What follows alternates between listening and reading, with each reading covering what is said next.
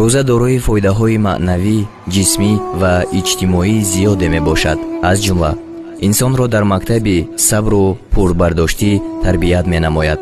хештандорӣ ва худназораткуниро ба инсон омӯзиш медиҳад.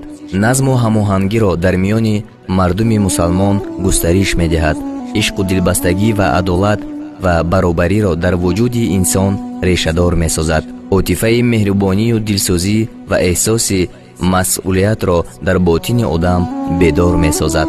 шарру фасод ва разоили ахлоқиро дар миёни мардум коҳиш медиҳад. саломатии инсонро хуб мекунад. меъдаро полоиш ва покиза менамояд. баданро аз зиёдатиҳои бозмонда ва русуботи такшонгашта ки аз боқимондаҳои хӯрокӣ ва ошомиданӣ ба вуҷуд меоянд пок мегардонад. фарбеҳии зиёдии бадан ва чарбиҳои таркиби онро коҳиш медиҳад. расули худо фармудааст: рӯза бигиред то саломатиятон барқарор шавад ва боқӣ бимонад. аз ҳама муҳимтар хислати парҳезгорӣ ва поку нек зистанро дар инсон тақвият медиҳад, ки муҳимтарин ҳадафи ибодатҳои илоҳӣ низ ҳамин мебошад.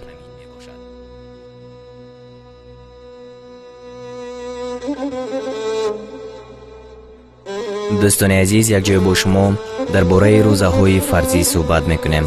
якум, рӯзаи моҳи мубораки рамазон. дуюм, рӯзаи қазо. сеюм, рӯзаи кафорат монанди кафорати қасам, кафорати ифсоди рӯза, кафорати зиҳор ва ё кафорати қатл. чаҳорум, рӯзае ки ба сабаби назр фарз мешавад. рӯзаи назр ё муайян аст ё мутлақ. муайян монанди он аст ки касе назр бикунад ки ман дар фалон рӯзи муайян барои ризои худованд рӯза мегирам. мутлақ монанди он ки назр бикунад ки ман ба хотири ризои худованди муттаол рӯза мегирам ва рӯзи муайянеро мушаххас насозад.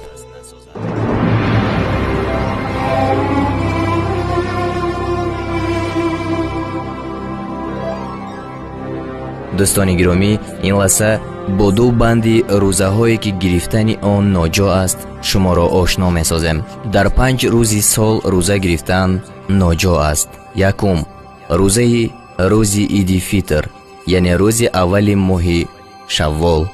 дуюм, рӯзи иди қурбон, рӯзи 10 моҳи зулҳиҷҷа ва айёми ташрик, яъне 3 рӯзи баъд аз ид, 11, 12 ва 13 зулҳиҷҷа.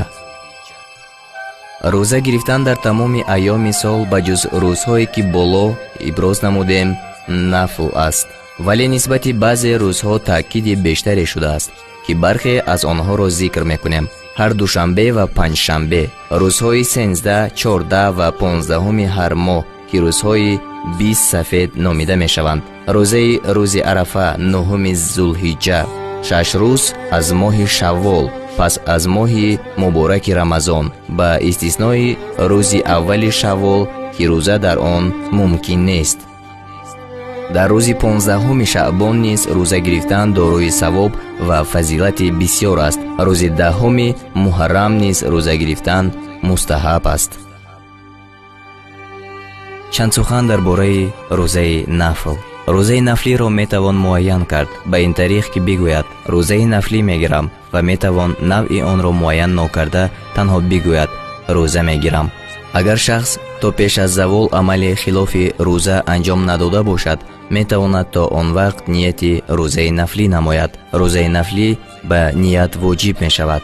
бинобар ин агар касе нияти рӯза кард ва пас аз шурӯъ рӯзаашро хӯрд, бояд қазои онро ба ҷо оварад. агар касе шаб ният кард ки фардо рӯза мегирад, вале пеш аз дамидани субҳ нияти худро иваз намуда рӯза нагирифт, қазо воҷиб намешавад. бидуни иҷозати шавҳар зан наметавонад рӯзаи нафлӣ бигирад. агар бе иҷозат рӯзаи нафлӣ гирифт, ба дастури шавҳараш дар сурати рӯзадориашро нахоҳад, рӯзаашро қатъ намояд ва ҳаргоҳ фурсат ёфт қазоашро ба ҷо оварад. барои шахсе ки рӯзаи нафлӣ гирифтааст, меҳмоне омад ё касе ӯро ба меҳмонӣ даъват намуд ва дар сурате ки наравад нороҳатие пеш меояд, дар ин ду ҳолат шикастани рӯзаи нафлӣ ҷоиз аст.